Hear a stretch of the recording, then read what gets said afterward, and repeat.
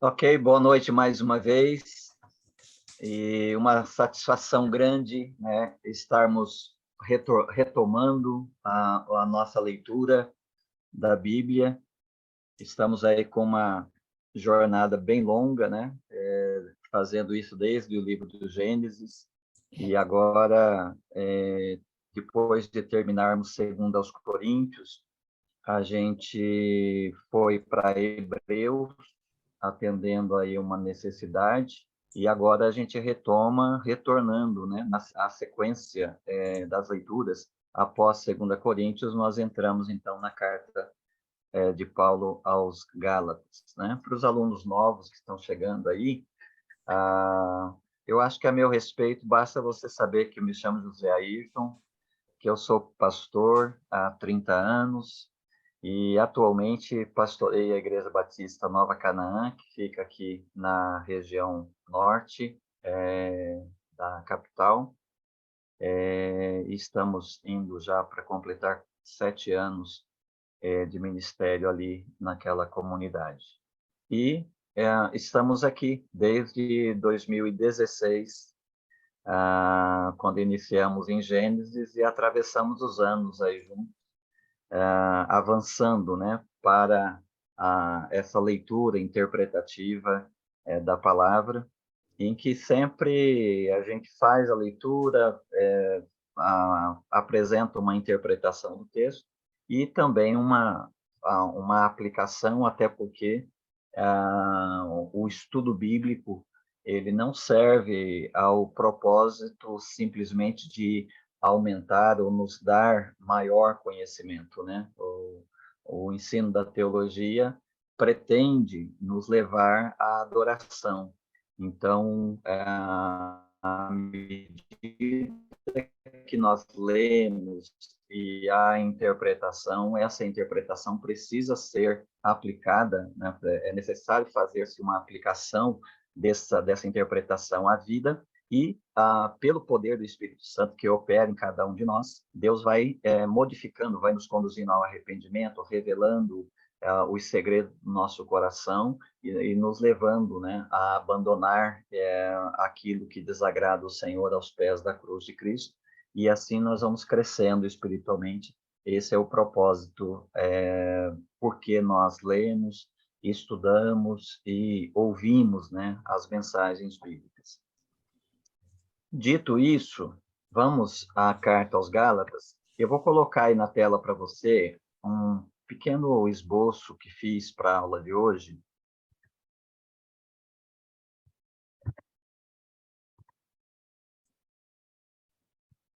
Você já consegue ver? Sim. Ok? Dá para ler com esse tamanho aí? Dá. Dá? Ok. Então, tá bom.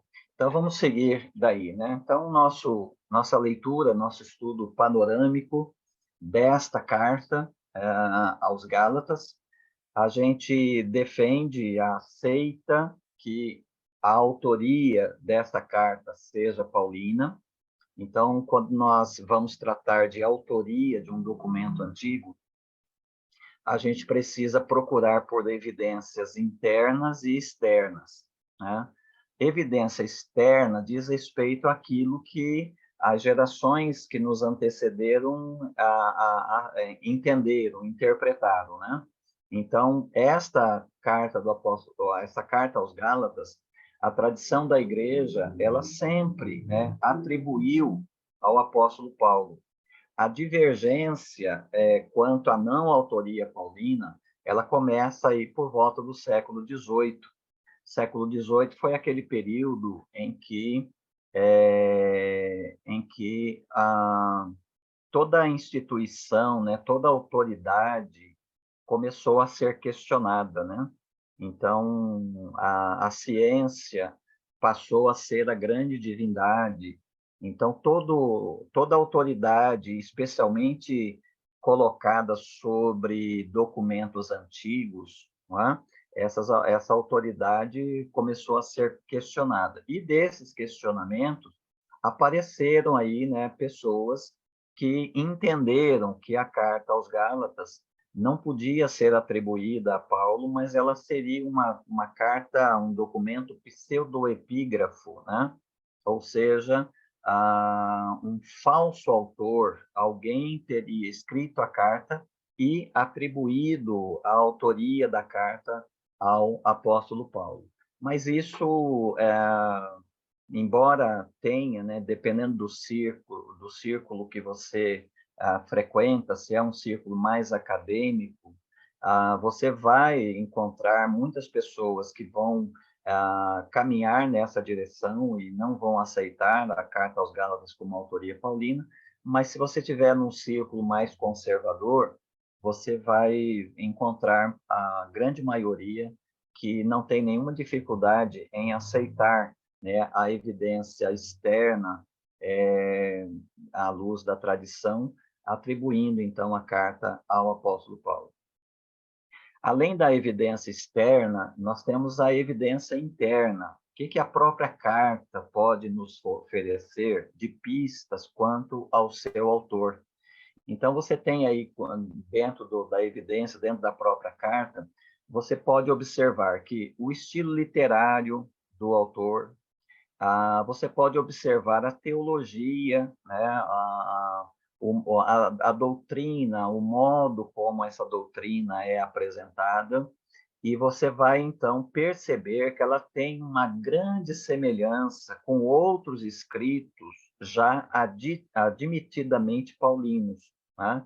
Por exemplo, se você pegar a carta aos Gálatas e colocá-la paralelo ali com a carta paulina aos Romanos, você vai perceber que a teologia, o estilo literário, até a ênfase doutrinária que o Paulo trabalha aqui, que o autor trabalha aqui nessa carta aos Gálatas, é muito próximo, muito semelhante àquilo que o Paulo trabalha naquela carta aos Romanos. Além disso, nós temos aí uma certa biografia do Paulo dentro da carta, a carta aos Gálatas, que combina muito com o testemunho que o Paulo dá lá da sua conversão no livro de Atos. Nós temos a conversão do Paulo narrada no capítulo 9, mas depois nós temos testemunhos dele dessa conversão narrados em dois dos seus discursos, né? Um ali no capítulo 22, outro no capítulo 26 do livro de Atos. E, além disso, se você pegar algumas cartas paulinas, por exemplo, a carta aos Filipenses, especialmente ali no capítulo 3, você vai observar que aquilo que o Paulo compartilha nesses lugares acerca da sua vida, acerca da sua experiência de conversão, acerca de como ele era antes e o que ele fazia antes, e no que ele se tornou e o que ele passou a fazer após a sua conversão, combina muito com o que está relatado dele aí no interior da carta aos Gálatas. Então, tanto a evidência externa quanto a evidência interna, elas atestam muito fortemente para uma autoria paulina. Quanto aos destinatários, né, a própria carta, aí no verso 2, diz que ela é direcionada às igrejas da Galácia. Né? Então, as igrejas da Galácia, aí no finzinho do verso 2 do capítulo 1. A região da Galácia, ela era originalmente dividida entre Galácia do Sul e Galácia do Norte. É mais provável que a expressão as igrejas da Galácia se refira às primeiras comunidades cristãs que foram estabelecidas na primeira viagem missionária de Paulo e Barnabé, narrada ali no capítulo 14 e até o capítulo 16, né, o começo do capítulo 16 do livro de Atos. Né? Então, você tem ali o nome de algumas cidades que o Paulo visitou e onde ele pregou o evangelho, onde ele organizou a igreja. Na volta da viagem missionária, ele voltou a passar nesses lugares ali, estabelecendo presbíteros, estabelecendo lideranças para essas comunidades. Então, essas cidades, elas são localizadas na parte sul da Galácia. Então, quando nós falamos aí, né, quando nós lemos as igrejas da Galácia, então nós devemos entender que se trata da parte sul dessa região, hoje ali tomando, né, a área onde está localizada a Turquia, a atual Turquia, e o Paulo, né, passou ali entre as cidades, Antioquia da Psídia para diferenciar da Antioquia da Síria, né, porque ele parte no capítulo 3 de Atos da Antioquia, mas a da Síria, mas ele vai para a Galácia, uma das cidades dessa parte sul da Galácia é Antioquia também, mas Antioquia da Psídia, Icônio, Listra e Derbe, né, são algumas das cidades que compõem a parte sul aí da Galácia. Então, as igrejas da Galácia se refere a essas igrejas dessas cidades por onde Paulo passou na primeira viagem missionária junto com o Barnabé. Se os destinatários forem mesmo os Gálatas do Sul, então esta carta deve ter sido escrita logo após o concílio em Jerusalém, que tem o seu lugar ali em Atos capítulo 15. Esse concílio aconteceu ali por volta de 48 depois de Cristo. Em alguns datam em 49 até 50, mas 48 é a data mais sólida, mas a gente pode estimar aí entre 48 e 50, onde foram discutidas nesse concílio pelos apóstolos e presbíteros ali em Jerusalém questões sobre a suficiência da fé para a salvação, que é o assunto da carta de Paulo aos Gálatas. Alguns estudiosos estabelecem como data para a composição da carta aos Gálatas por volta de 55 depois de Cristo, quando Paulo já está ali realizando a sua terceira viagem missionária. Né? Mas outros datam esta carta por volta de 50 antes de Cristo, depois de Cristo. E então, nesse caso aí, esta carta ela foi composta logo depois da primeira viagem missionária do Paulo. Então, a primeira viagem acontece, a parte evangelizada ali são as cidades, então, da Galácia, a cidade do sul da Galácia. Quando eles voltam para Antioquia, lá na Síria, mas quando eles chegam lá na igreja, há um grande debate sobre a evangelização dos gentios. Há um debate sobre o gentio que se converte, ou seja, o não-judeu, que estão se convertendo a Cristo, eles precisam se tornar judeus, além de crer em Cristo? Essa era a grande questão. Tornar-se judeu aí, ou ser judaizado, significaria, eles teriam que ser circuncidados e, além da circuncisão, alguns círculos judaizantes propunham que a igreja cristã judaica ela deveria manter os aspectos cerimoniais da religião judaica.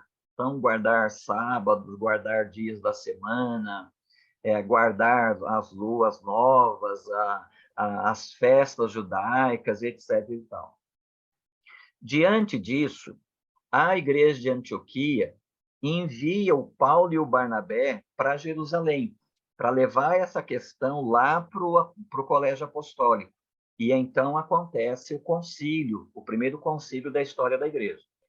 No final daquele concílio, como a gente lê no final do capítulo 15 lá de Atos, o Tiago, que é o meio-irmão de Jesus, autor da carta que leva o seu nome, que está no nosso cânon do Novo Testamento, e que à altura parece o líder do presbitério da igreja de Jerusalém, ele que preside esse concílio, no final, ele fala, né, ele conclui a decisão do concílio em que não seria exigido dos gentios convertidos a Cristo nada judaico além da fé em Cristo.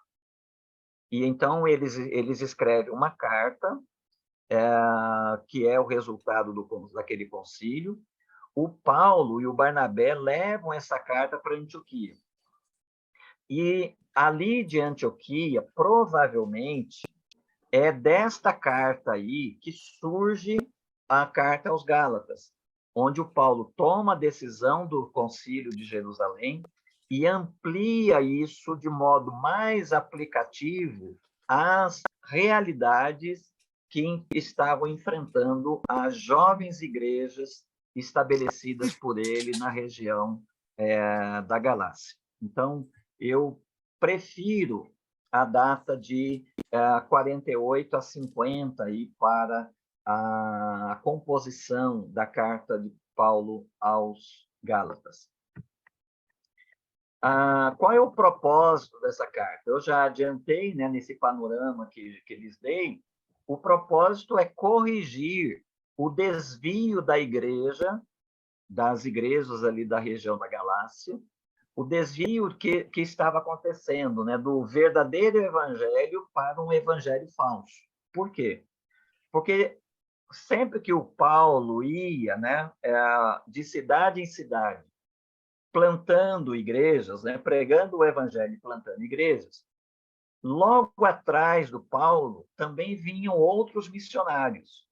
Só que esses missionários eram, na sua maioria, aqueles que nós chamamos de judaizantes, que são precisamente esses crentes judeus que ainda tinham um apego muito forte pelo judaísmo, pela tradição religiosa judaica. Então, eles queriam que os cristãos gentios se tornassem, então, judeus, fossem circuncidados e começassem a observar o cerimonial da tradição religiosa judaica. E eles colocavam isso como elemento distintivo, elementos que indicavam a verdadeira fé, a verdadeira salvação. E, obviamente, isso conflitava com o evangelho verdadeiro, que era o evangelho de a fé somente em Cristo para justificação. Então, esse desvio que estava acontecendo é que provoca a composição da carta de Paulo aos Gálatas. Logo na apresentação que ele faz aí, na sua saudação inicial, ele faz a sua apresentação, apresenta os destinatários, e já começa, né, a conversar com os seus destinatários.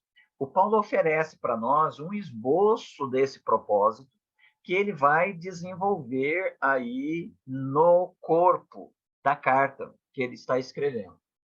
Então, primeiro, ele vai fazer um diagnóstico dos crentes da Galácia, e esse diagnóstico vai indicar que os crentes dessas igrejas, por influência dos missionários judaizantes, estavam se desviando do verdadeiro evangelho.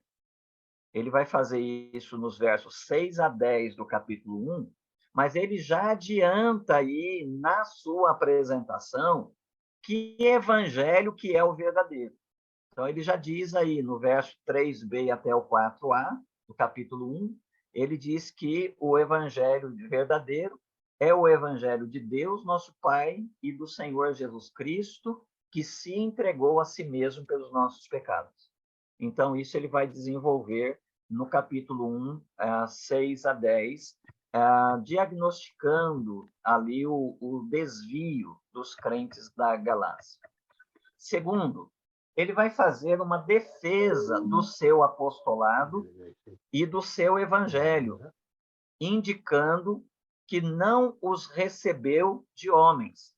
Ele vai fazer isso dos versos 11 do capítulo 1 até o capítulo 2, verso 10. Não, Pois, aí ele coloca no capítulo 1, no verso 1, pois é apóstolo, é como ele se apresenta. Ele se apresenta como apóstolo, não da parte de homens, nem por meio de homem algum, mas por Jesus Cristo e por Deus Pai, que o ressuscitou dentre os mortos. Então, veja que ele já está antecipando aqui, nas suas palavras iniciais, aquilo que ele pretende e vai, de fato, desenvolver no corpo da sua carne. Terceiro, ele faz uma exposição do verdadeiro evangelho. E ele faz isso do capítulo 2:11 até o capítulo 4:21, é o núcleo da carta aos Gálatas, que é da parte de Deus, como de novo ele escreveu no verso 3b a 4a, que é da parte de Deus, nosso Pai, e do Senhor Jesus Cristo, que se entregou a si mesmo pelos nossos pecados. Então, ele vai ampliar este conceito, né, essa definição do evangelho verdadeiro. Quarto, ele vai fazer uma apresentação dos efeitos do evangelho verdadeiro na vida. Ele vai fazer isso no capítulo 4, 22, até o capítulo 5, verso 15. Pois Jesus Cristo se entregou a si mesmo pelos nossos pecados. E qual é o efeito disso? O efeito é a liberdade, a libertação. Ele se entregou a si mesmo pelos nossos pecados para nos livrar, libertar deste mundo mau, segundo a vontade de nosso Deus e Pai. Verso 4 do capítulo 1. Quinto, ele vai fazer uma apresentação da dinâmica da vida de fé no evangelho verdadeiro e o fruto que ele produz na vida daqueles que creem. Ele vai fazer isso aí do capítulo 5:16 até o capítulo 6, verso 6. Pois recebe, qual é o fruto, né, da fé no verdadeiro evangelho? É a graça, né, e a paz. Ele vai ampliar isso falando do amor como fruto do Espírito no seu desenvolvimento mais amplo. Mas, em linhas gerais, o fruto é a graça e a paz da parte de Deus, nosso Pai, e do Senhor Jesus Cristo. E, finalmente... Pastor, Sim? Desculpe, o irmão Jorge Braga, ele levantou a mão. Não sei Sim. se ele quer fazer alguma pergunta.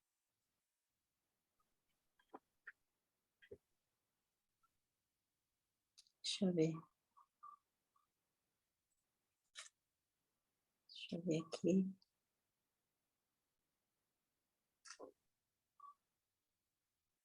O Jorge, pode ativar o seu som? Quer fazer uma pergunta?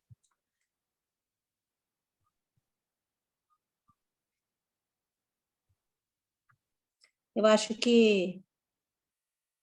Ele está colocando, mas acho que... Quer fazer alguma pergunta, irmã?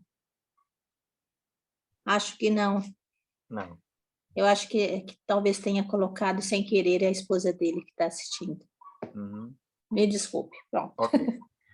E, finalmente, em sexto lugar, ele vai fazer uma espécie de apelo para que os crentes gálatas façam sua semeadura no solo do verdadeiro evangelho e não no do falso, né?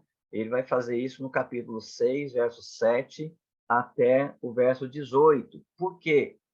Eles devem viver, e aí é o que acontece, né, o que deve acontecer quando semeamos no solo do verdadeiro evangelho. Eles devem viver segundo a vontade de nosso Deus e Pai, a quem seja a glória para todos sempre. Amém.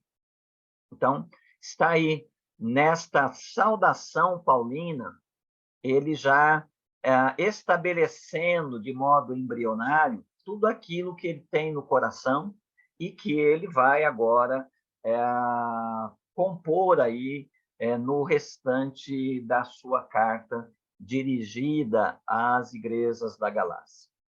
Bom, desta palavra inicial, dessa apresentação que o Paulo faz aí na sua apresentação, surge, então, a estrutura.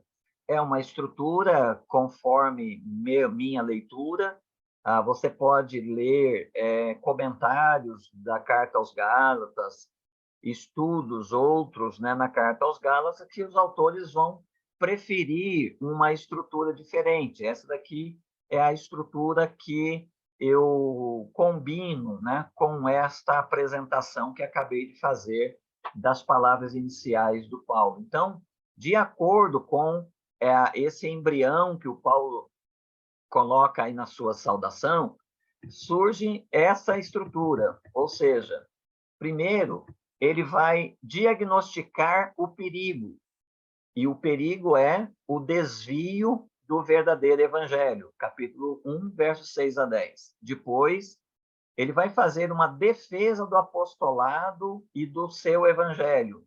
Ele vai afirmar, como ele afirmou no verso 1, ele vai afirmar que ele não recebeu o seu evangelho de homens, capítulo 11 até 2:10. Terceiro, o verdadeiro evangelho. E o verdadeiro evangelho é o evangelho da justificação pela fé em Cristo somente, capítulo 2:11 a 4:21. Quarto, os efeitos do verdadeiro evangelho na vida. Os filhos da escravidão, aí uma alegoria, né? Agar e a aliança do Sinai. E os filhos da liberdade, Sara e a Jerusalém do Alto, capítulo 4, 22 a 5:15. Em quinto, ele vai apresentar a dinâmica da vida de fé no evangelho, no verdadeiro evangelho, e o fruto que ele produz na vida. Ele vai falar, obviamente, aí do fruto do Espírito, capítulo 5, 16 até 6, 6. E, finalmente, então, em sexto lugar, um apelo para que os crentes semeiem no solo do verdadeiro evangelho, e não no do falso, vida eterna ou ruína, dependendo de onde se semeia, capítulo 6, 7 a 18. Eu vou seguir, né, esse esboço no desenvolvimento, então, a partir daqui. Mas antes de nós entrarmos, se alguém tiver alguma pergunta, tiver alguma dúvida, tem alguma consideração a fazer aí, fique à vontade. Eu posso ouvi-los agora. O senhor vai disponibilizar esses slides para nós? Não é um slide, né? É um documento em Word. Isso, eu posso, sem problema. Eu mando para vocês. Seria bom. Perguntas, dúvidas, considerações? Ô, pastora, a Miriam Sim. Azevedo tem muitas dúvidas, ela quer falar agora. Ok. Vai, Miriam. Abrindo o microfone aqui. Cumprimento a todos. É um prazer estar aqui com vocês. Tudo bem, pastor querido? Tudo, saudade. Saudades também. Não tenho dúvidas por enquanto, eu estou quietinha mesmo aqui. Estou bem tranquila com tudo que o pastor falou até agora. Ok. Tá bom. Obrigada, gente. Um abraço a todos. Estou aqui. Ok. Então, vamos seguir? O que aconteceu aí? Picharam a tela? Eu estou vendo. Quem fez? Quem está fazendo um troço? Isso é pecado. Quem que está jogando o jogo da velha aí? Eu garanto que não sou eu. Apareceu aí, não é meu, não. O vídeo foi interrompido. Oi? Mistério. Né? Sai, vamos entrar de novo. Vê se tira a pichação aí. Tá. Fazer o quê? Pastor, mistério, hein? Isso. Estranho. Bom, entra de novo, pastor, por favor. Vamos ver se... Deixa. Então foi você, né, Eliana?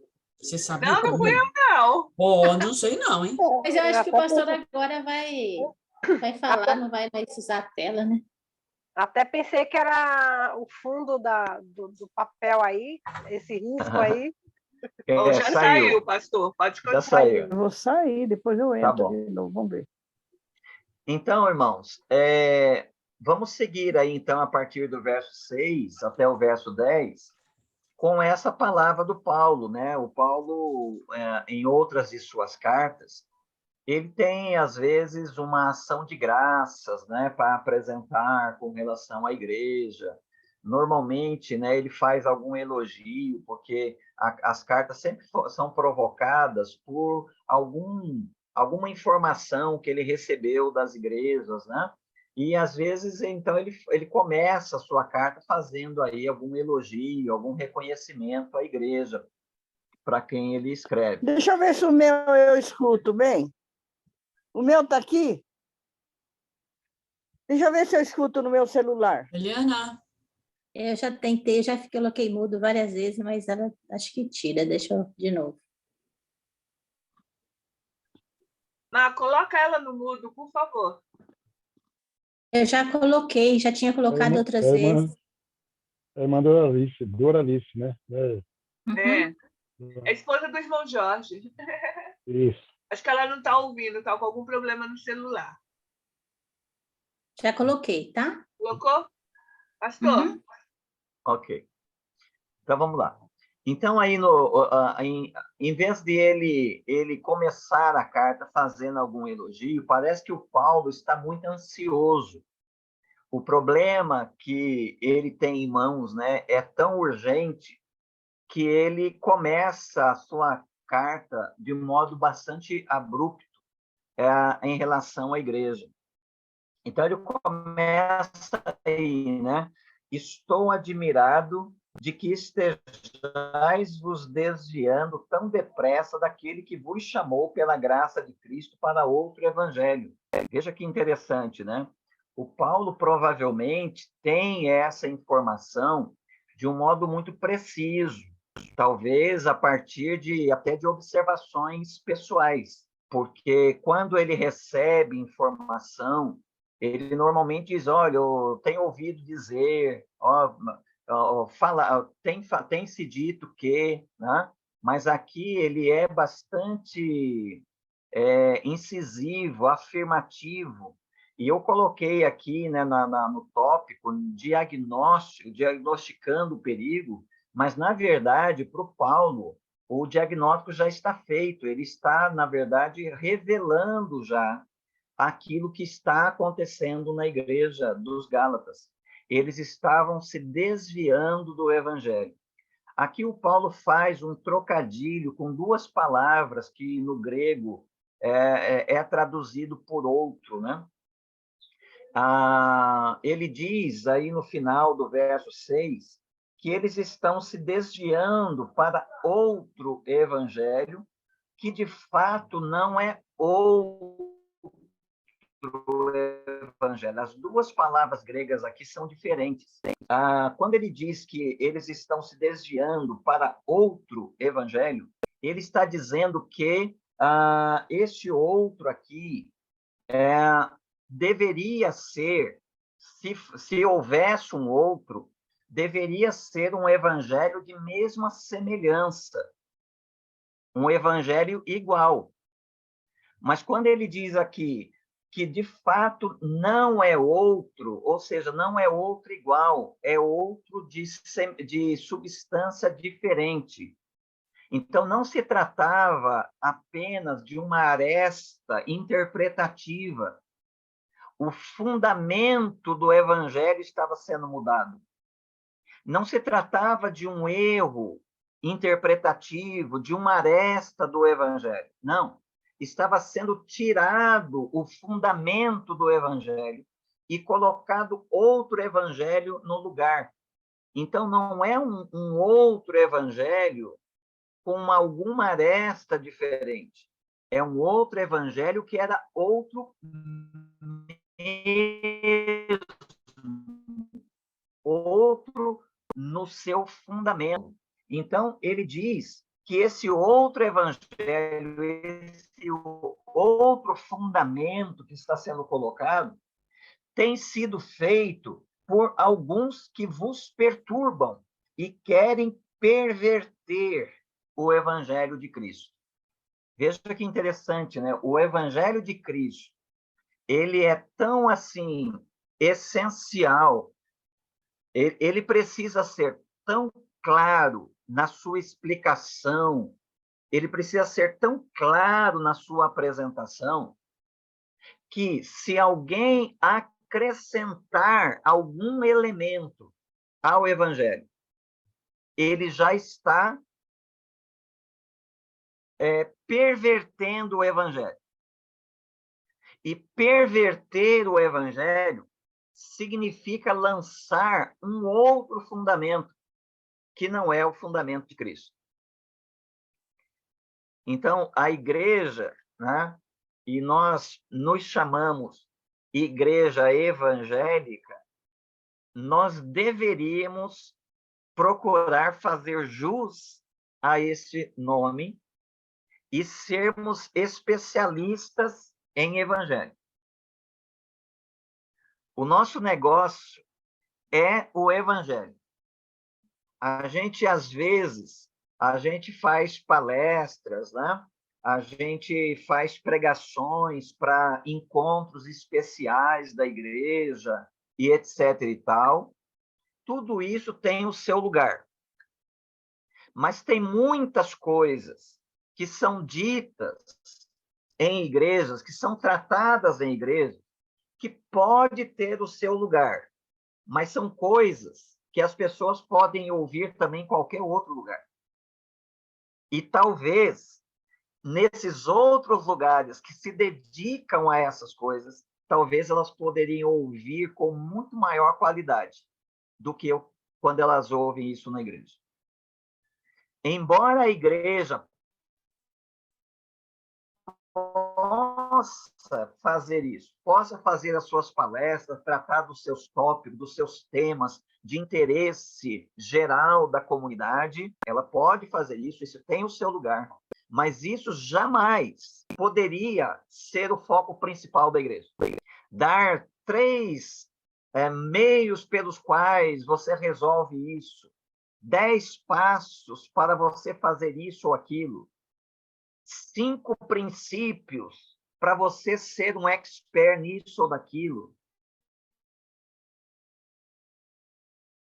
Essas coisas todas poderiam ser ouvidas com muito mais profundidade e com muito mais qualidade em qualquer outro lugar, em qualquer não, em muitos outros bons lugares onde esses temas são tratados, do que quando eles são apresentados na igreja. E às vezes o que é apresentado na igreja são essas coisas. Essas coisas que muitas vezes, no final de tudo, nós estamos dizendo para as pessoas, olha, se você fizer isso, se você praticar esses princípios, você resolve sua vida sozinho, você não precisa de Deus. Você não precisa de evangelho. Porque todo problema da sua vida é esse problema que você está enfrentando aí. E para resolver esse problema, basta você seguir aqui esses 3 passos, 3 conselhos, esses 3 métodos, esses 3 sistemas, esses 3 isso, esses 3 aquilo. Uns são 3, outros são 5, outros são 10 passos. Isto é chamado de evangelho da autoajuda. Ou seja, faça você mesmo. Resolva você mesmo. Você não precisa de Deus. Isto é aquilo que a gente chama de mundo secular faz. Mas que muitas vezes a igreja, seguindo a cartilha do mundo secular, ela acaba fazendo também. E ela deixa de pregar o evangelho. Ela deixa de tratar do problema fundamental da raça humana, que é que a raça humana ela está caída, ela está transformando a glória de Deus, trocando a glória de Deus por coisas corruptíveis, ela está desprezando o Criador, ela está vivendo como se Deus não existisse, ela está vivendo como se ela não fosse pecadora, ela está vivendo como se ela não tivesse um Deus diante de quem ela haverá um dia de prestar contas. E disso aí, dessa fonte, se originam todos os demais problemas, sejam aqueles pessoais, circunstanciais, ou os problemas gerais que tomam conta de toda a humanidade durante toda a sua história. Então, a igreja, ela deveria fazer essas outras coisas, mas ela deveria ser especialista em evangelho. Ela deveria ser especialista em evangelho e zelar para que no meio da comunidade não haja alguns que vos perturbam e querem perverter o evangelho de Cristo. Veja que isso é tão sério que o Paulo vai escrever aí no verso 8. Ainda que nós mesmos, veja, os próprios apóstolos, ainda que nós mesmos, ou um anjo do céu, veja, até um anjo do céu, se descesse, pregasse um evangelho diferente do que já vos pregamos, seja maldito, ou seja anatematizado, seja amaldiçoado. Conforme disse antes, e o Paulo está tão aqui vigoroso, ele está emocionalmente vigoroso aqui no começo da sua carta, e isso é tão sério para ele que ele vai repetir por uma questão de ênfase. Conforme disse antes, digo outra vez agora, se alguém vos pregar um evangelho diferente daquele que já recebestes, seja maldito. Seja os próprios apóstolos, seja um anjo do céu, ou alguém qualquer que seja, que pregue um outro evangelho, que apresente um acréscimo ao evangelho, que apresente um outro fundamento para o evangelho. Esse evangelho não é mais o evangelho da bênção, mas sim o evangelho da maldição. Pois, será que eu procuro agora o favor dos homens ou o favor de Deus? Será que procuro agradar a homens? Se estivesse ainda agradando a homens, eu não seria servo de Cristo. Eu presumo que o que o Paulo está querendo dizer aqui é dar uma pista da motivação para o desvirtuamento do evangelho. Porque o evangelho, irmãos, o evangelho, ele humilha. O evangelho, ele humilha o nosso coração. Porque nós aceitaríamos com muita facilidade se Deus dissesse para nós que nós poderíamos alcançá-lo por esforço próprio. Se Deus dissesse para nós assim, olha, faça isso, isso e isso, e você vai se ajustar comigo, nós faríamos. Se Deus dissesse assim, olha, a minha bênção está disponível, basta você fazer isso, isso e isso, nós faríamos. Porque nós somos dados, né, ao orgulho. Nós somos dados à autoexaltação.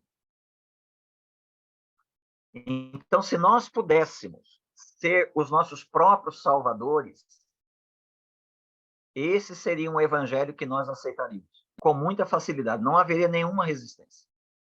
Se no final das contas eu pudesse bater no peito e dizer assim, olha, eu me salvei, eu mereci Deus, eu fiz por onde, eu paguei o preço. Mas o problema do evangelho é a salvação gratuita. O problema do evangelho é eu chegar à conclusão de que eu estou perdido e falido. E a menos que eu chegue a esse fundo do poço, e chegando a esse fundo do poço, a menos que eu perceba a minha condição desesperadora, porque eu estou prestes a me encontrar com o Deus Santo, diante de quem vou prestar contas dos meus pecados, a menos que eu me dê conta disso, eu não vou clamar por salvação. eu não vou clamar por socorro. Eu vou me bater, acreditando que em algum momento eu vou conseguir me salvar. E esse é o problema do Evangelho. É por isso que é muito mais fácil dizer que nós podemos nos salvar por meio de obras, ou se a gente considerar a fé em Jesus Cristo, a gente acrescentar à fé em Cristo algum ritual, alguma coisa, algum desempenho, algo que eu faça. Eu posso, lá no final das contas, dizer assim, olha, Jesus Cristo morreu na cruz por mim, e com isso ele me deu a salvação. Mas aí eu coloco uma vírgula, coloco uma adversativa, mas aí eu vou rezar aí o meu terço, né? Eu vou dizer que, apesar de Cristo ter morrido na cruz por mim, não fosse, e aí segue tudo que eu fiz para então ser salvo. É nesse ponto, que é bastante sensível, que a gente tem que prestar muita atenção, especialmente os pregadores evangelistas, que fazem apelo, né, ao final dos seus sermões, precisam prestar muita atenção para eles não perverter o evangelho que eles acabaram de pregar. Porque quando um evangelista prega que Jesus morreu na cruz para perdoar os seus pecados, e etc. e tal, que a salvação é de graça, venha do jeito que você estiver, e etc. e tal. E aí ele diz para a pessoa que a pessoa precisa se arrepender, precisa crer, precisa abandonar os seus pecados, precisa se batizar. A forma como ele vai dizer isso pode estar pervertendo o evangelho que ele acabou de pregar.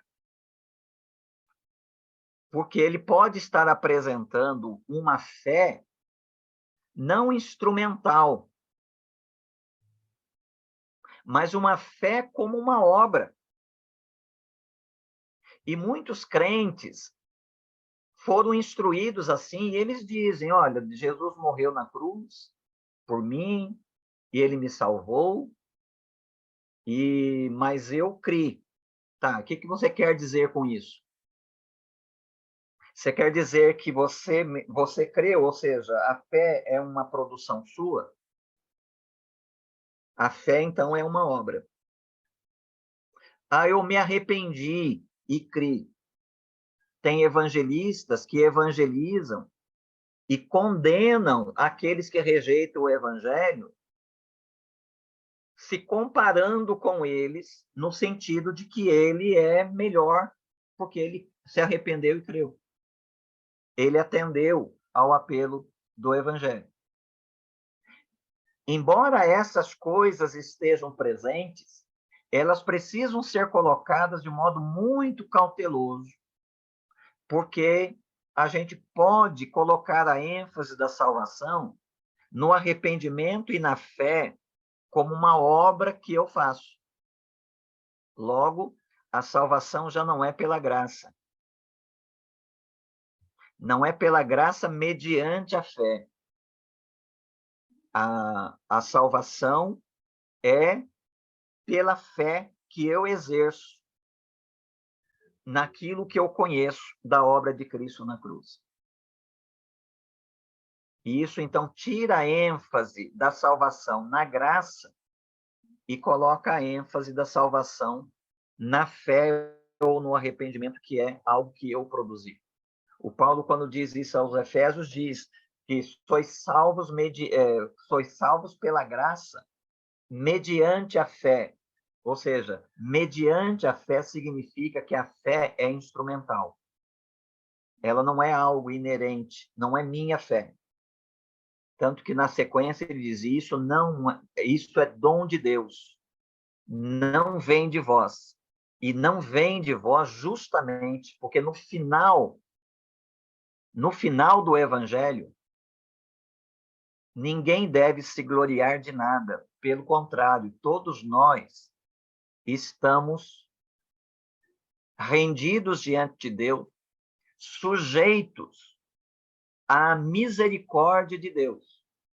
Misericórdia de Deus que nos é estendida por causa da obra de Cristo na cruz.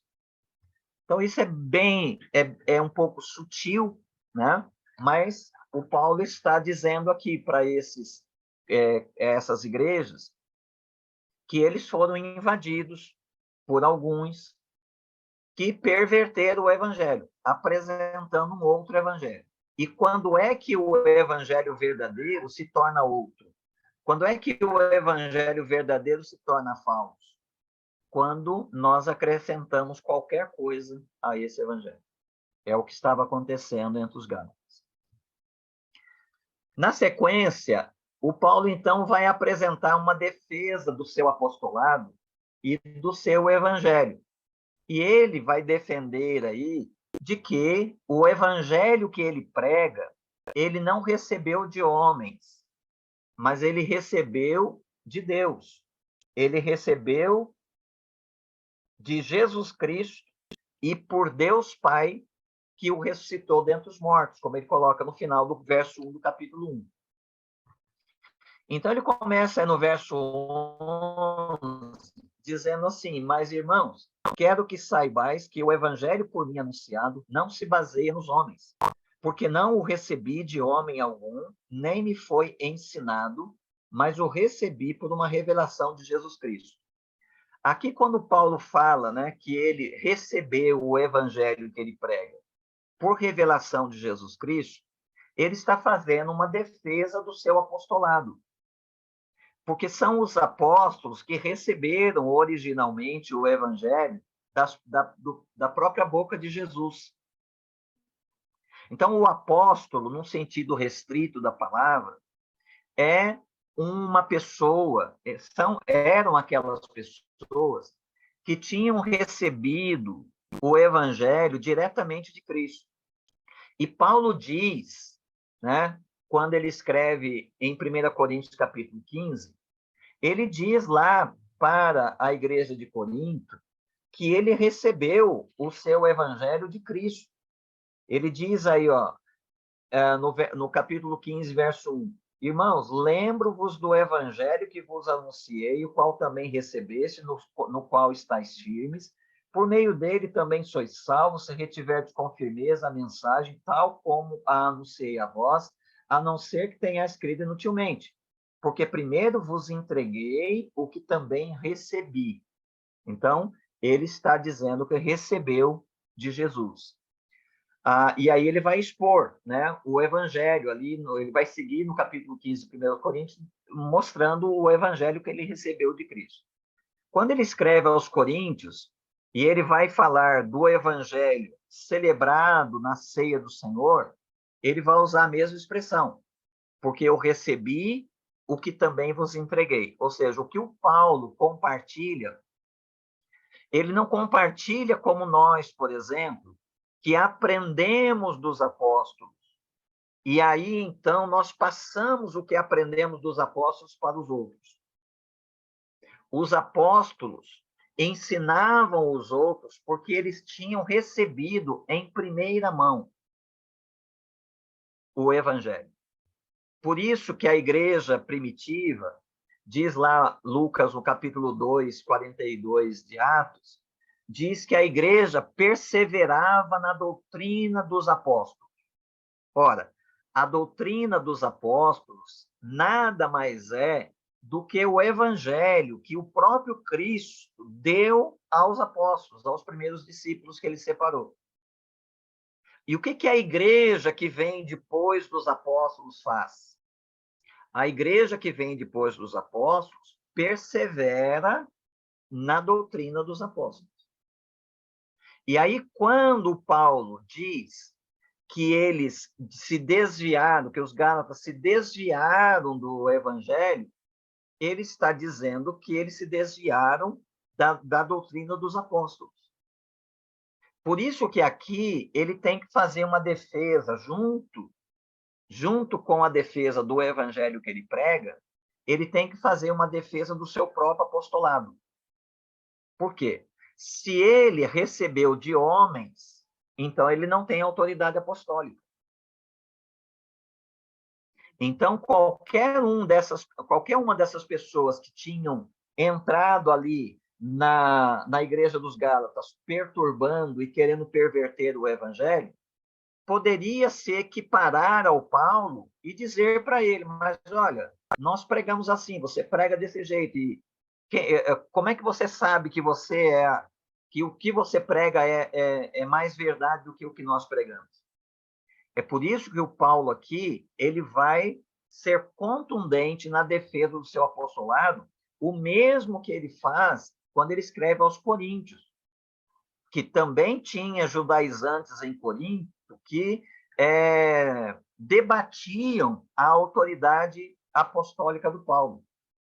E se Paulo não é apóstolo, então a palavra dele não tem autoridade apostólica, poderia ser desprezada. Agora, se Paulo é apóstolo e o que ele está pregando é o evangelho apostólico que o próprio Cristo deu aos apóstolos, e se este evangelho for desvirtuado, se ele for abandonado, o grande perigo é que as pessoas, então, sejam enganadas, levadas a pensar que elas estão salvas, elas vão morrer pensando que estão salvas, para serem surpreendidas após a morte, quando não há qualquer possibilidade de retorno e de recuperação, descobrir que elas apoiaram a sua escada na parede errada. E esse é o grande perigo, o grande risco da falsa pregação do evangelho. As pessoas vão acreditar, as pessoas vão crer nesse evangelho, elas vão crer que é assim que elas são salvas, e elas vão subir essa escada. Você já pensou quando elas chegarem no final da vida, no último degrau da escada, e olhar do outro lado e perceber que em vez do céu é o inferno? Quando não há mais condição de descer, colocar a escada na parede certa e subir de novo? Daí a grande ansiedade do apóstolo Paulo em tratar desse assunto aqui com os Gálatas. Ele prossegue aí, então, defendendo aí, né, o seu apostolado, defendendo o evangelho que ele prega, que não foi um evangelho que lhe foi ensinado, mas foi um evangelho recebido por revelação de Jesus Cristo. Pois já ouviste como era o meu procedimento no judaísmo, ele vai relembrar aqui, né, como é que ele era antes, como eu perseguia violentamente a igreja de Deus, tentando destruí-la, e no judaísmo eu ultrapassava muitos da minha idade entre meu povo, sendo extremamente zeloso das tradições de meus antepassados, quando Deus, porém, que desde o ventre de minha mãe me separou e me chamou para a sua graça, se agradou em revelar seu Filho em mim, para que eu o pregasse entre os gentios, não consultei ninguém. Ou seja, de novo aqui, ele não é um evangelho que ele ouviu de pessoas, mas é um evangelho que ele recebeu do próprio Cristo. Também não subi a Jerusalém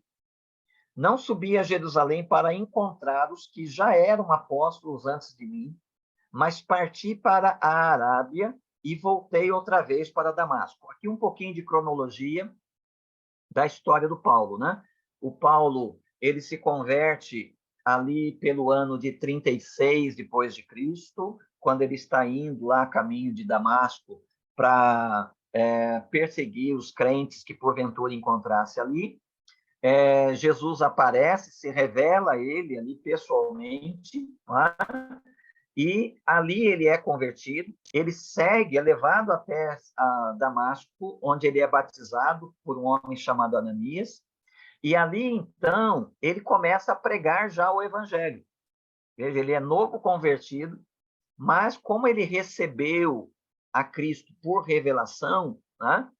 O próprio Cristo se revelou a ele, se deu a ele, ele já ganhou aí quase que de imediato uma compreensão, né, do Evangelho, do significado do Evangelho. E ele já começou a pregar lá em Damasco. Só que, obviamente, ele começou a ser perseguido. Então, ele saiu de Damasco e ele foi para a Arábia. Não há um lugar certo da Arábia onde ele tenha ido, mas ele diz que ele passou um tempo na Arábia, aí por volta de mais ou menos 3 anos.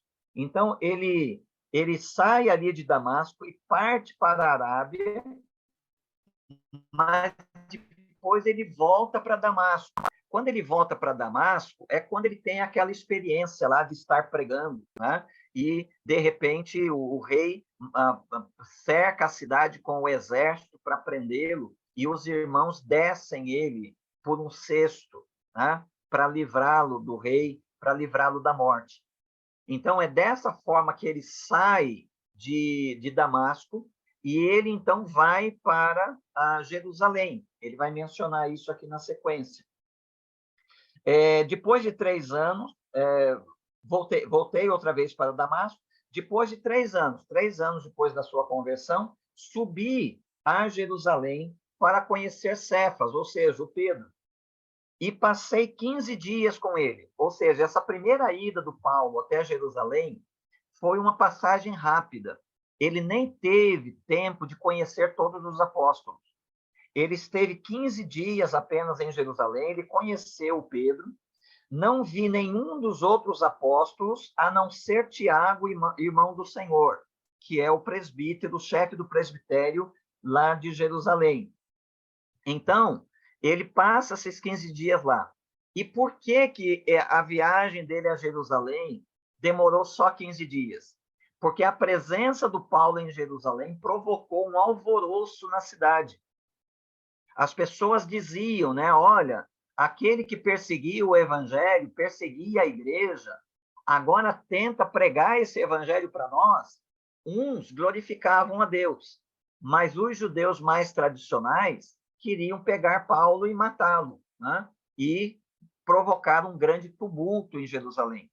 Foi aí que os apóstolos aconselharam o Paulo que seria melhor ele sair de Jerusalém. Então, o Paulo foi embora e ele foi se refugiar lá em Tarso, na região da Cilícia. Ele foi se refugiar nesta região. É assim ele prossegue aí no verso 19, mas não vi nenhum dos outros apóstolos, a não ser Tiago, irmão do Senhor. Sobre tudo isso que vos escrevo, declaro diante de Deus que não estou mentindo. Depois fui para as regiões da Síria e da Cilícia. Então, ele vai lá para a região de Tarso, que é a região onde ele nasceu, né? Síria e da Cilícia. Eu não era conhecido pessoalmente pelas igrejas de Cristo na Judéia, apenas tinha ouvido dizer: aquele que nos perseguia agora prega a fé que antes tentava destruir e glorificavam a Deus por minha causa. Então, o Paulo vai ficar lá na Cilícia, lá na região de Tarso, por aproximadamente uns 10 anos. E essa permanência do Paulo lá na Cilícia, na região de Tarso, por aproximadamente 10 anos, não foi um período de silêncio. O Paulo estava plantando igrejas naquela região. O Paulo estava pregando o evangelho naquela região. Só que tinha um problema. Vocês se recordam quando nós estudamos o livro de Atos, depois de Atos 8, quando a perseguição ali em Jerusalém expulsou os crentes de fala grega, né, os crentes gentílicos, e eles então se espalharam fora de Jerusalém, e o evangelho chegou em Samaria, por exemplo, né? E aí, em cada um desses lugares onde o evangelho chegava e as pessoas começavam a se converter, Jerusalém tinha que mandar uma comitiva apostólica para referendar ali, para ver o que estava acontecendo e ver se conferia com a matriz da fé cristã, que era Jerusalém, que era o Pentecostes. Então, em todo lugar que acontecia, o colégio apostólico mandava uma comitiva. E quando o evangelho chegou em Antioquia, né, que é na Síria, quando chegou em Antioquia, eles mandaram uma comitiva liderada por Barnabé. Barnabé, então, chegou lá em Antioquia, isso está narrado ali no capítulo 11 de Atos, chegou em Antioquia, ele testificou que o que estava acontecendo lá era realmente fruto da graça de Deus, e então ele se lembrou do Paulo. Ele lembrou-se do Paulo e ele entendeu que ele devia trazer Paulo para ajudá-lo em Antioquia. Mas não era só para ajudá-lo. Existia um problema do Paulo estar evangelizando sozinho lá na região da Síria, da Cilícia, na região de Tarso. Porque se Paulo, que a pedido do colégio apostólico em Jerusalém, saiu de Jerusalém e foi para essas bandas, se ele continua pregando lá, ele poderia ser um sectário do cristianismo. Assim como aqueles outros evangelistas, o Filipe, que levou o evangelho para Samaria, se um colégio apostólico não fosse lá para validar o que estava acontecendo lá, a igreja das regiões ali dos samaritanos poderia ser uma seita do cristianismo.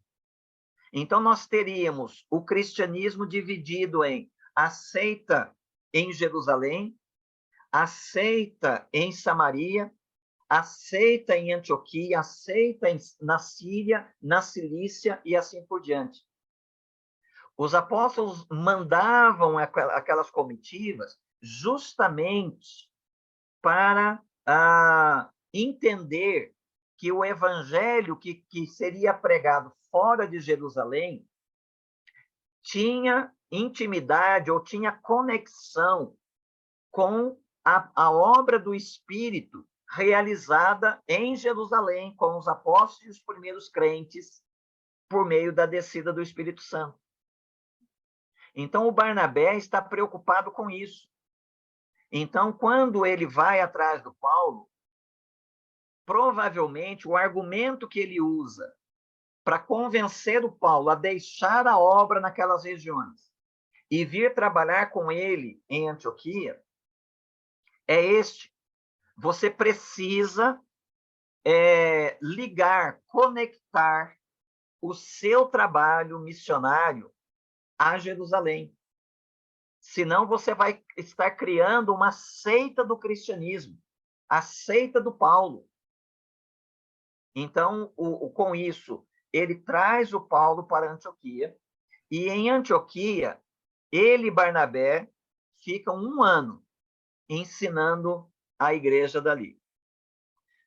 Nesse momento, surge alguns profetas que descem da Judéia. E um profeta chamado Ágabo profetiza que vai acontecer uma grande fome na Judéia. Então, as igrejas daquela região começam a juntar doações.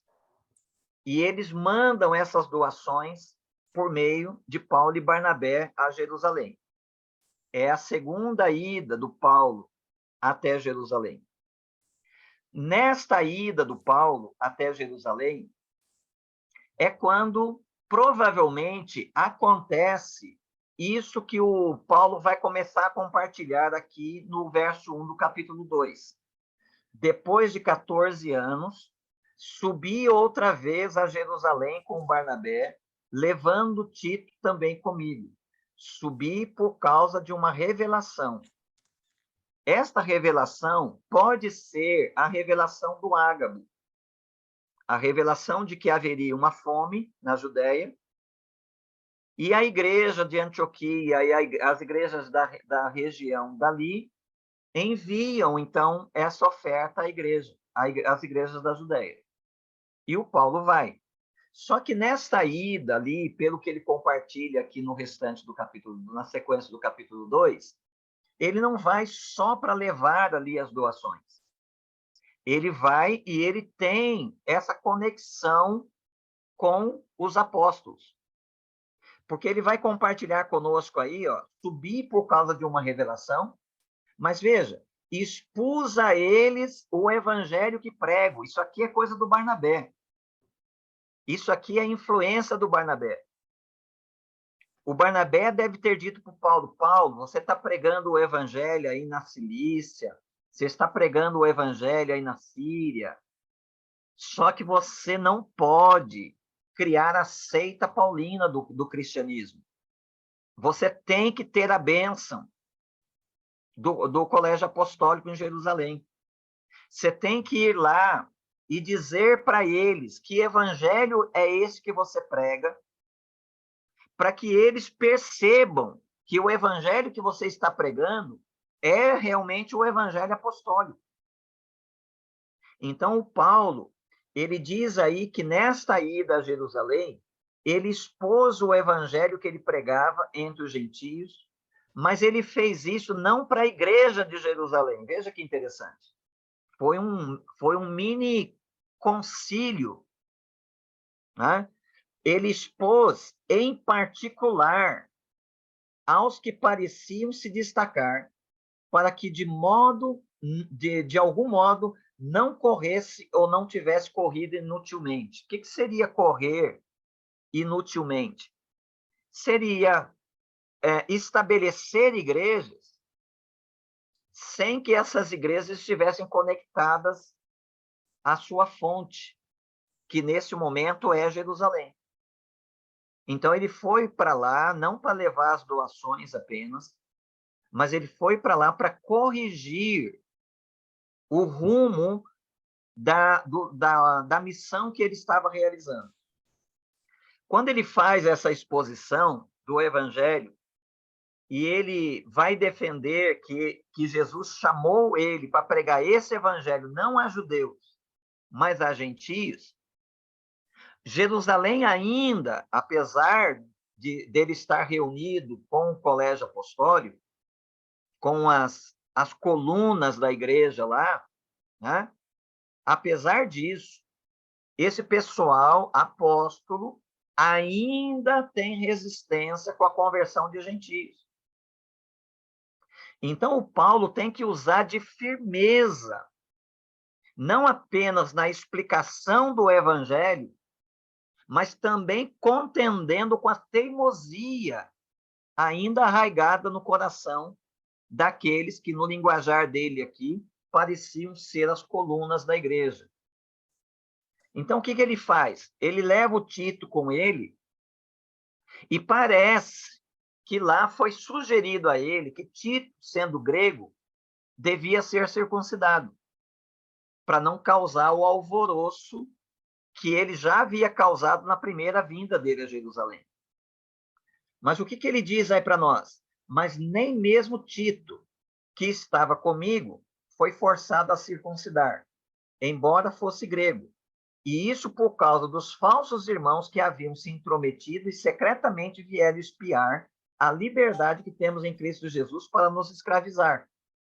Mas nem por um momento cedemos ou nos submetemos a eles, para que a verdade do evangelho permanecesse convosco. E aqueles que pareciam ser importantes, ainda que o tenham sido no passado, isso não me importa, pois Deus não considera a aparência humana. Esses que pareciam ser importantes, nada me acrescentaram. Ele está reforçando que, olha, eu fui lá, mas eu não fui lá para receber o evangelho. Eu fui lá para expor o evangelho que eu prego. Então, eles não me acrescentaram nada. Eles só me ouviram, né? Então, ele está reforçando isso aqui.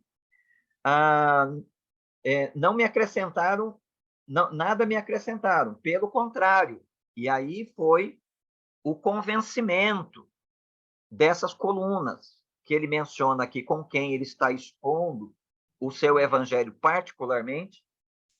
Pelo contrário, viram que o evangelho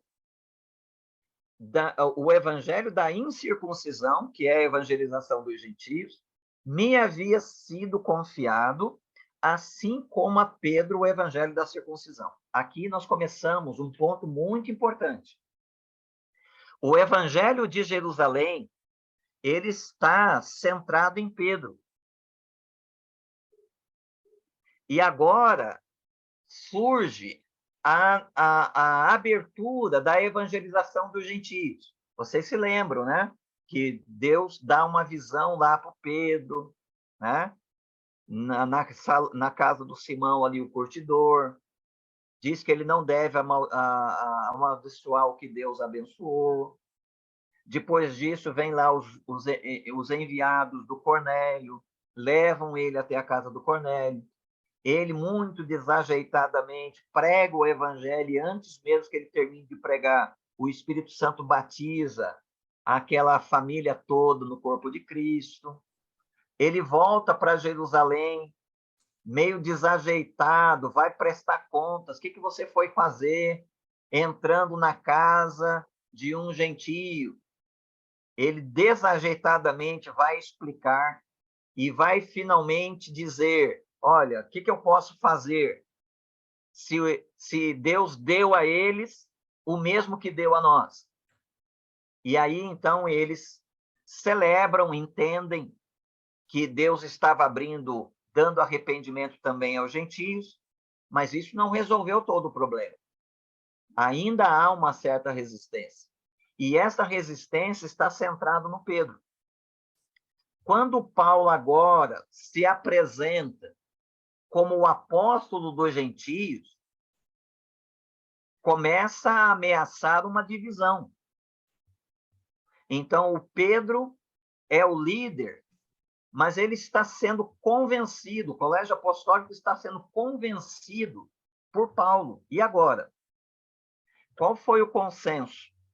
O consenso foi o seguinte: essa conversa, essa exposição que o Paulo está fazendo para essas 3 colunas, essas pessoas importantes ali da igreja de Jerusalém, levou eles ao seguinte entendimento: que Deus separou Pedro para a evangelização aos judeus, na mesma proporção que separou Paulo para a evangelização dos gentios. E com esse consenso, eles unificam aquilo que poderia ser uma divisão, ou seja, a igreja dos judeus e a igreja dos gentios. A igreja dos judeus com sede em Jerusalém, a igreja dos gentios com sede em Antioquia. A igreja de Jerusalém centrada em Pedro, a igreja dos gentios centrada em Paulo. O cristianismo, a igreja, já começaria dividida. Então, esse consenso foi muito importante para não provocar uma divisão na igreja, e foi muito importante para que as igrejas que o Paulo estabelecesse, plantasse, não se tornassem igrejas avulsas, né? Igrejas desconectadas da fonte originária da fé cristã, o Pentecostes, que aconteceu em Jerusalém. Então, essa parte aqui da explicação do Paulo é muito importante. Então, eles chegam a essa conclusão: pois aquele que agiu por meio de Pedro para o apostolado da circuncisão, também agiu por meu intermédio para o apostolado aos gentios. E quando reconheceram, veja, eles reconheceram a graça que me havia sido dada, e aí ele menciona o nome dessas pessoas importantes lá de Jerusalém, né? Tiago, Cefas, o Pedro e João. Considerados colunas, estenderam a mão direita da comunhão a mim e a Barnabé, para que fôssemos aos gentios e eles à circuncisão. Então, esse consenso mantém a igreja e a fé cristã unida.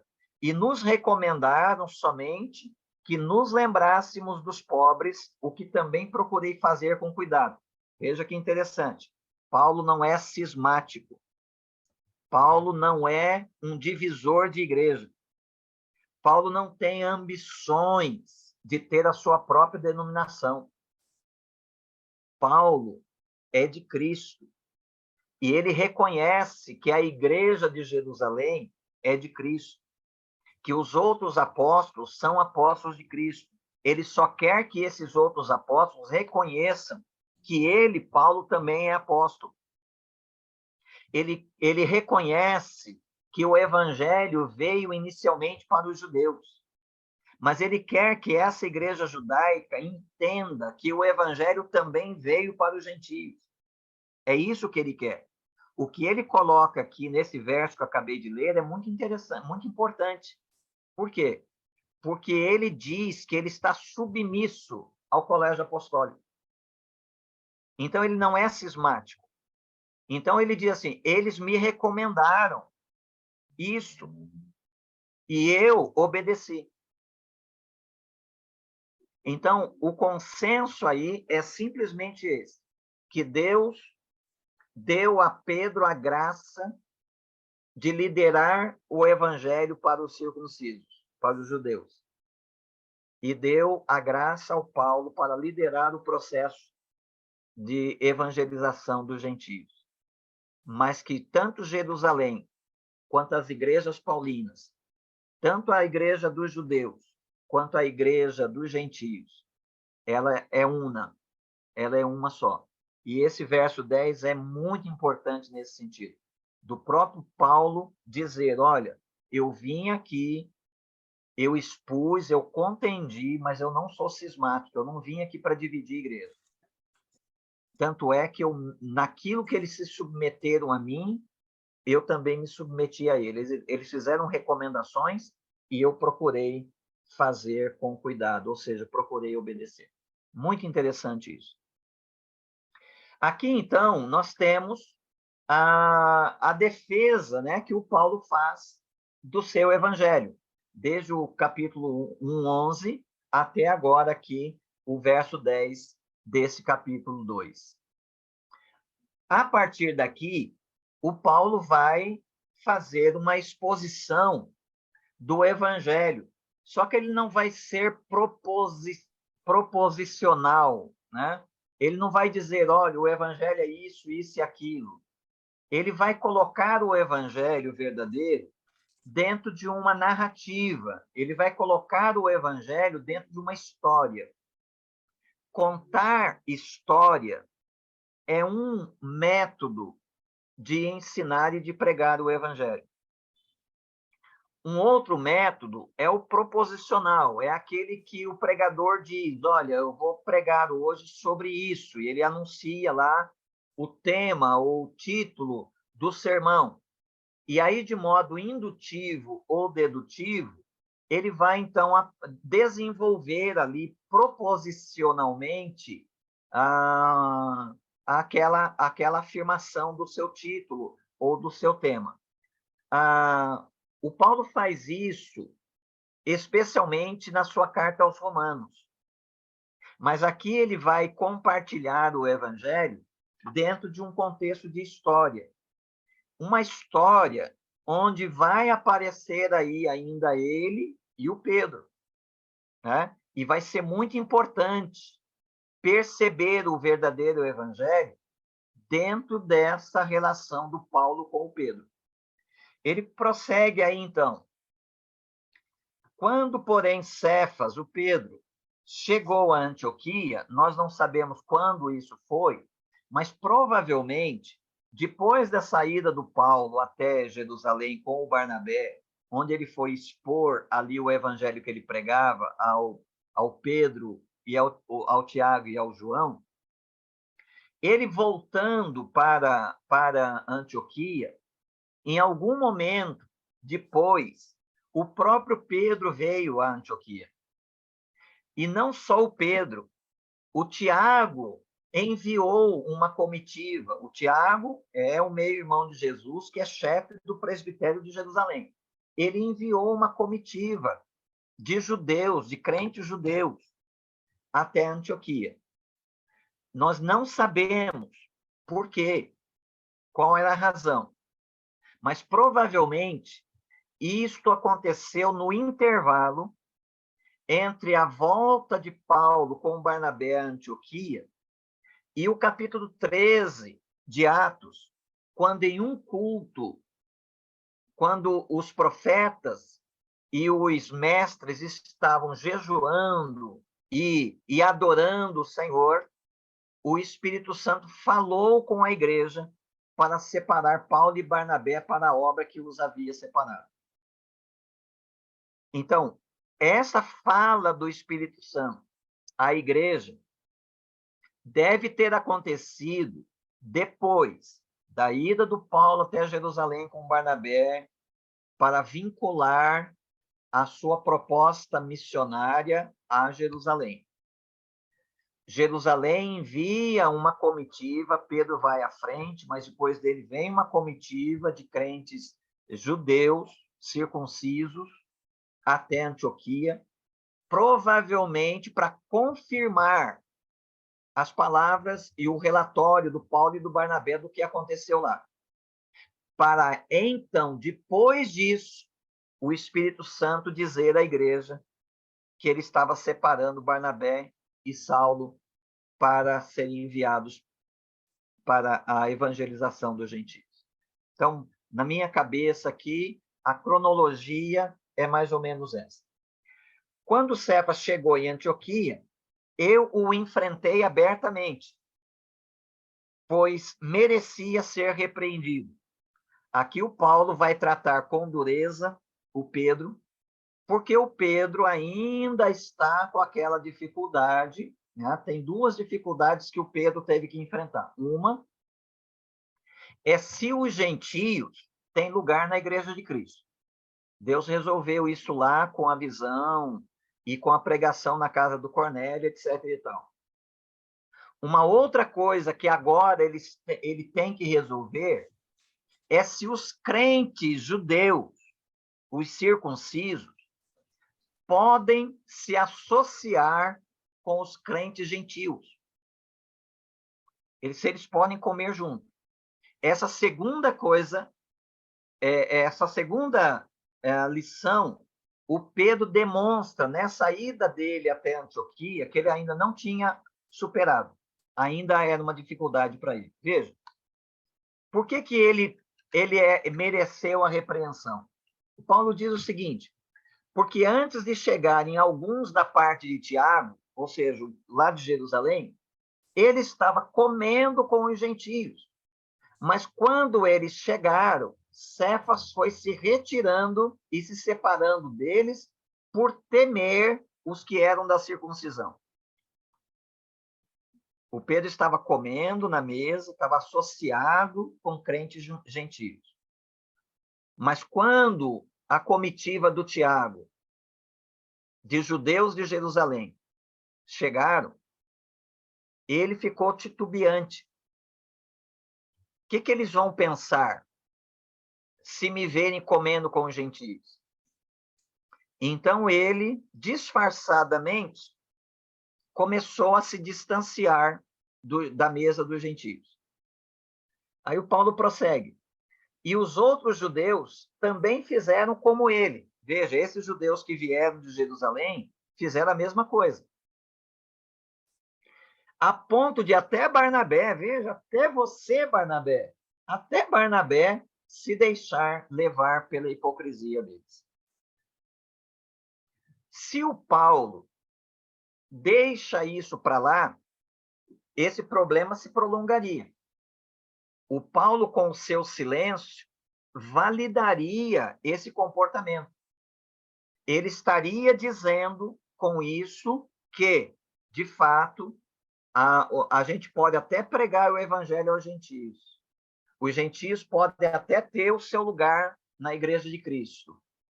Mas nós vamos precisar manter uma separação entre os crentes judeus e crentes gentios, porque a gente não pode se associar.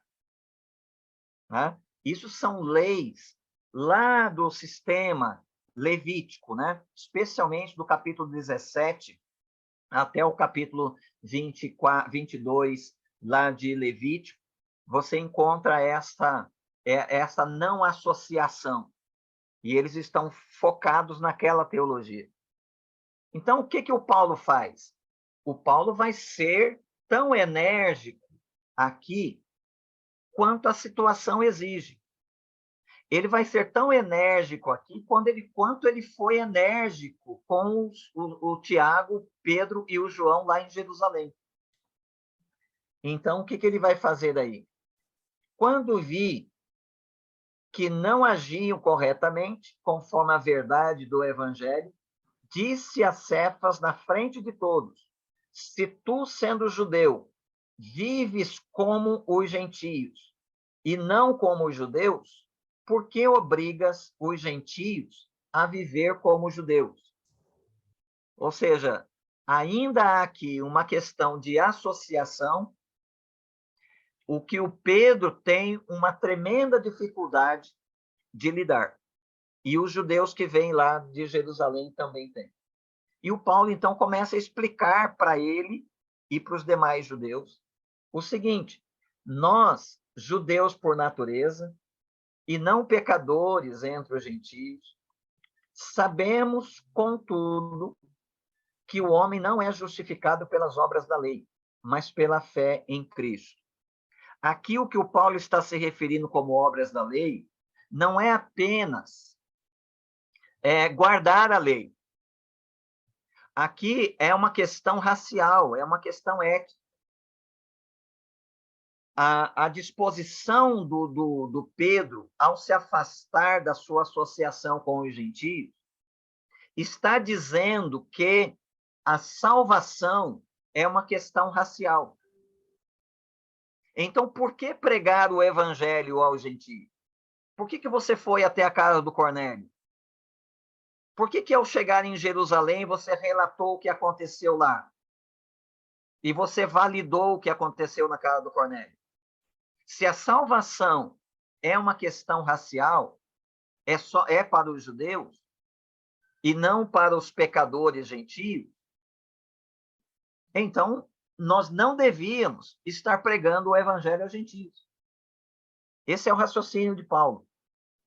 Mas ele diz aí que nós judeus e não pecadores como entre os gentios, contudo, nós sabemos que o homem não é justificado pelas obras da lei, mas pela fé em Jesus Cristo.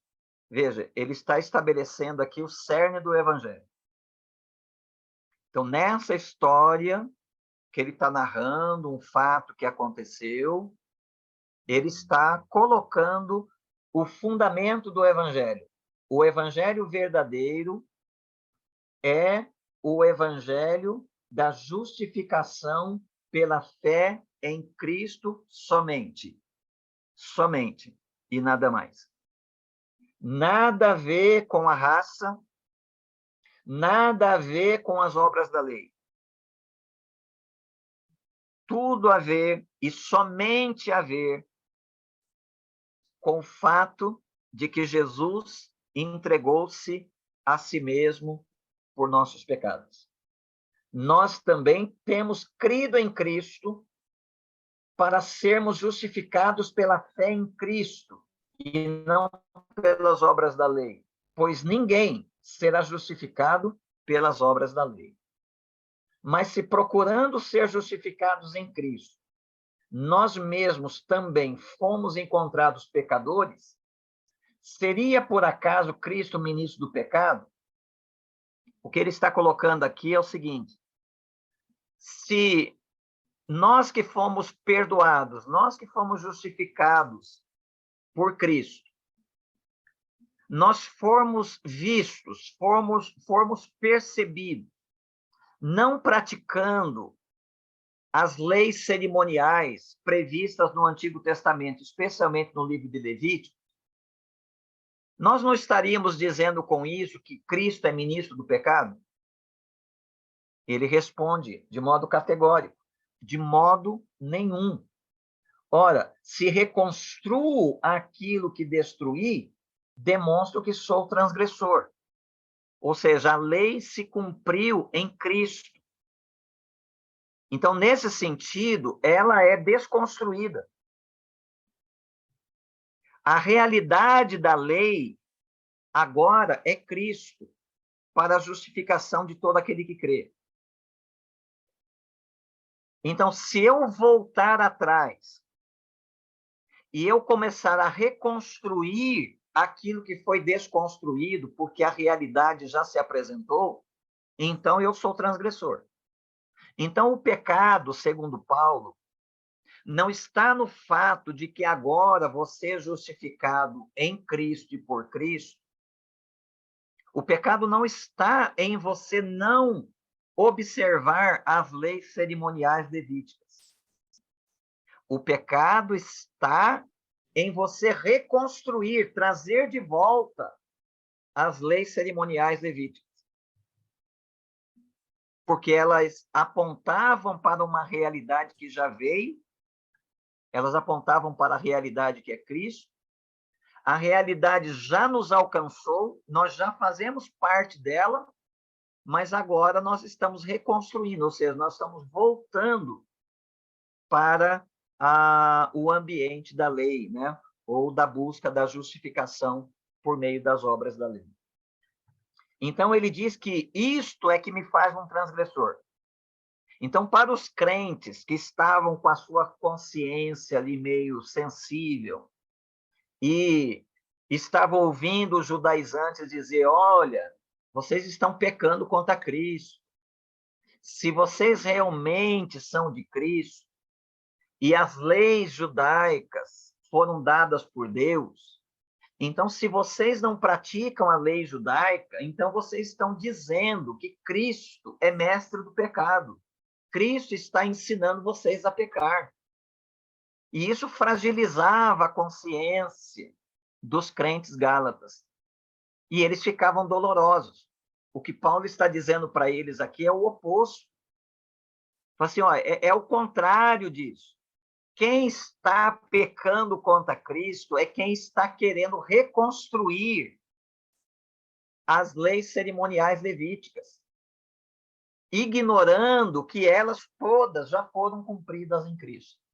Então, Paulo inverte aqui aquilo que os judaizantes estavam propondo. Pois pela lei, eu morri para a lei. Não é que a lei acabou. Como já lhes mostrei quando falamos de Romanos 7, morrer para a lei não significa que a lei morreu, que a lei acabou. Até porque o próprio Cristo, no Sermão do Monte, disse que ele não veio para destruir a lei, para revogar a lei. Ele veio para cumpri-la. Então, ela está aí, a lei está aí. O que significa dizer que eu morri para a lei? Significa que eu morri para os aspectos condenatórios da lei. Não há nenhuma condenação mais para aqueles que estão em Cristo Jesus, disse Paulo em Romanos 8:1. Eu morri para os aspectos condenatórios, ou seja, não há mais condenação na lei para aqueles que foram justificados pela fé em Cristo. Eles estão justificados. E o que significa ser justificado? Significa que todo débito seu foi quitado. Toda dívida foi paga na morte de Cristo. Aquele que crê em Cristo não precisa de nada mais. Porque Cristo é a finalidade da lei para a justificação de todo aquele que crê, escreveu Paulo em Romanos 10:4. Então, ele continua dizendo aqui, né, que pela lei eu morri para a lei, a fim de viver para Deus. Aqui ele vai atravessar até chegar no aspecto da liberdade. Nós somos livres agora, somos libertados pela fé em Cristo. E aí a gente vai saber o que é liberdade em Cristo um pouquinho mais para frente. Mas ele já está antecipando aqui que agora ele está livre para viver para Deus. E aí ele coloca, né, o que significa ser crente em Cristo. O que significa crer em Cristo? O que significa estar justificado por Cristo? Ele diz, já estou crucificado com Cristo, ou seja, eu morri. Eu não existo mais. Aquele sujeito pecador, condenado pela lei de Deus, aquele camarada morreu na morte de Cristo. Assim como a morte de Cristo foi o pagamento, foi a condenação que pesava contra mim por causa da minha dívida de pecado contra Deus, assim como a morte de Cristo foi esse pagamento, eu, colocado em Cristo, igualmente morri na morte de Cristo. Eu também estava na cruz quando Cristo foi crucificado. Assim como eu estava com Cristo quando Cristo foi sepultado. E, igualmente, eu estava em Cristo quando Cristo foi ressuscitado. Por isso, o eu novo não sou eu mais. Por isso, essas palavras do Paulo aqui, né? Portanto, já não sou mais eu quem vive. Esse eu primeiro aqui é aquele eu do pecador que estava debaixo da condenação da lei. Agora, não sou mais eu quem vive, mas Cristo. É Cristo quem vive em mim. E essa vida que vivo agora no corpo, esta vida que eu estou vivendo agora como crente, vivo pela fé no Filho de Deus, que me amou e se entregou por mim. Assim, não cancelo a graça de Deus, pois se a justiça vem por meio da lei, então Cristo morreu inutilmente.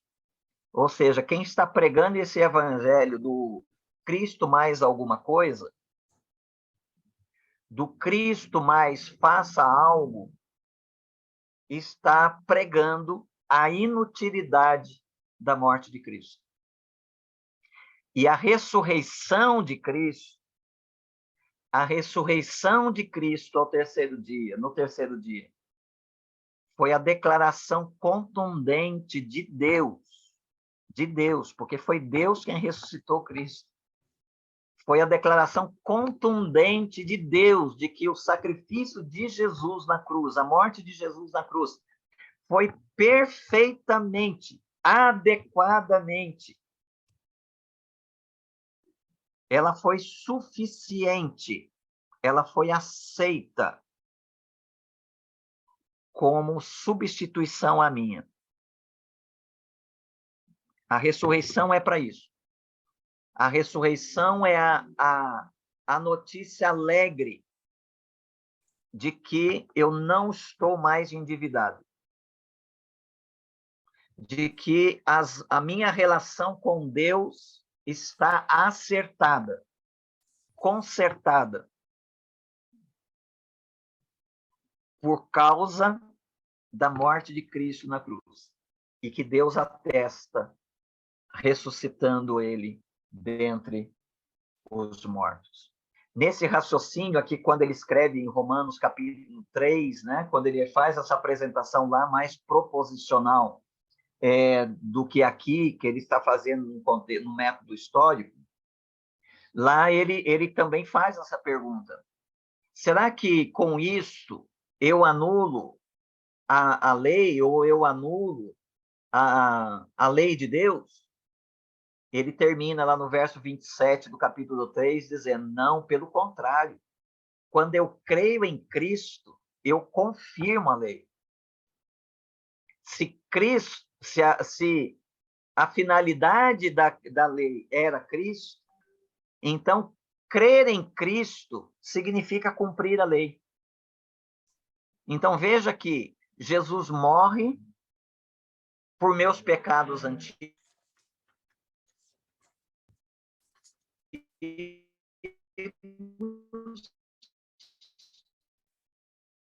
Cancela meus, me torna nele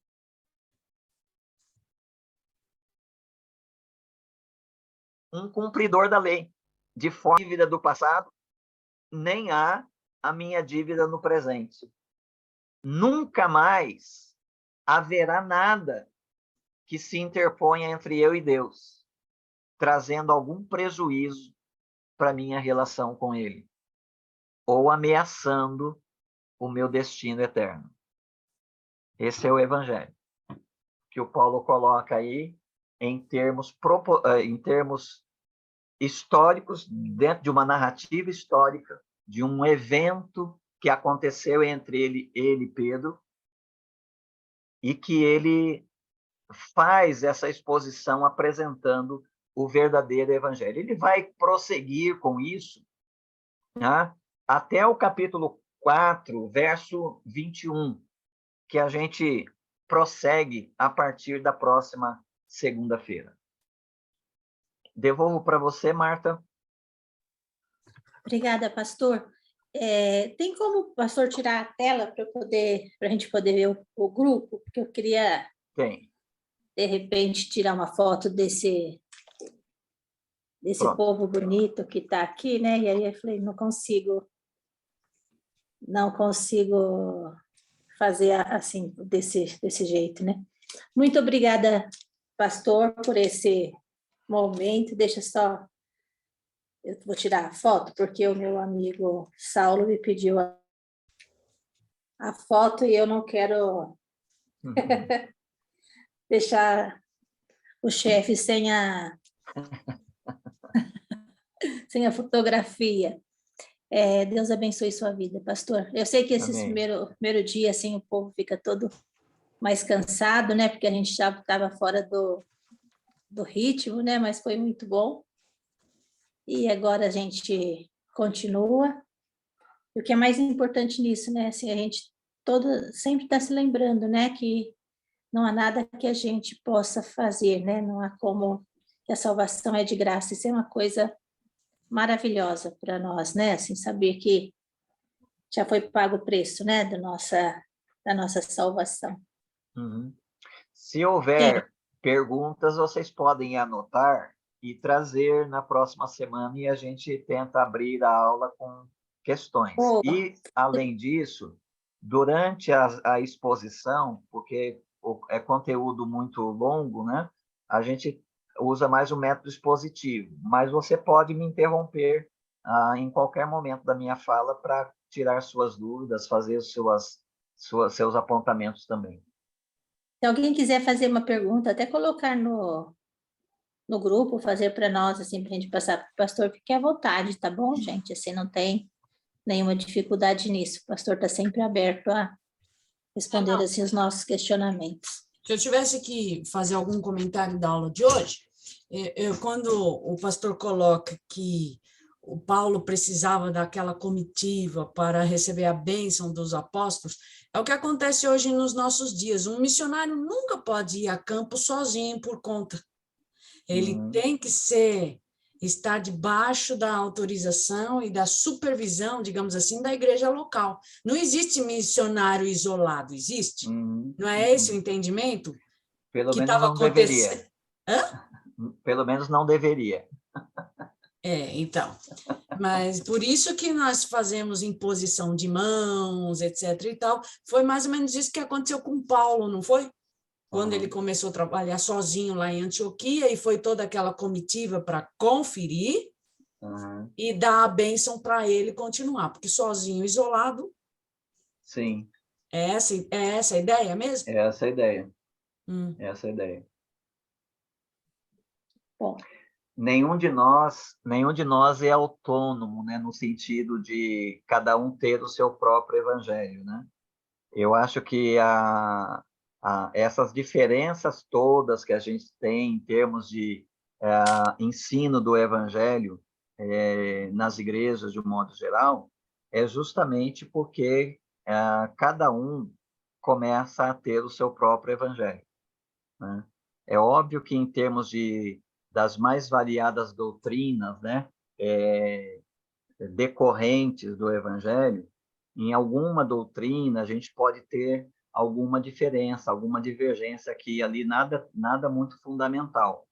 mas o evangelho é um só.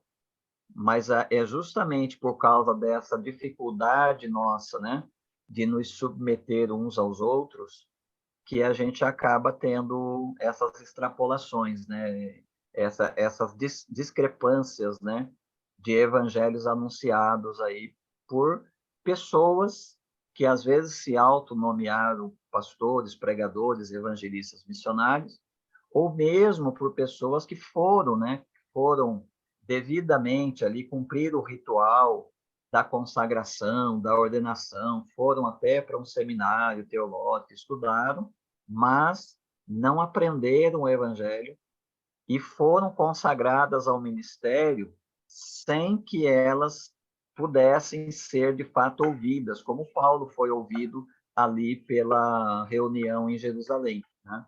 Atualmente, nós temos nossos concílios, né, para consagração, exame e consagração de pastores, mas esses concílios precisam ser revisados, né, porque eles não estão cumprindo o seu propósito. A gente observa assim, uma fragilidade muito grande em termos das questões que são apresentadas nesses concílios, as respostas muito fragilizadas, pouco embasamento bíblico-teológico, pouca convicção, e no final das contas parece que os concílios são apenas, se tornaram, né, apenas um ritual, um protocolo, né, denominacional a ser cumprido, porque no final não importa como o candidato se apresente bíblica, teológica, doutrinariamente, ele vai ser aprovado. Porque o que aconteceu com Filipe, por exemplo, acho que foi Filipe, né? Que Paulo chegou para ele e o corrigiu, falou, mas você já ouviu falar do Espírito Santo? Ele falou, não, que Espírito Santo? Foi Filipe? Acho que foi isso. Não, então, Paulo veja, com os discípulos ali era de João, grave. Hã?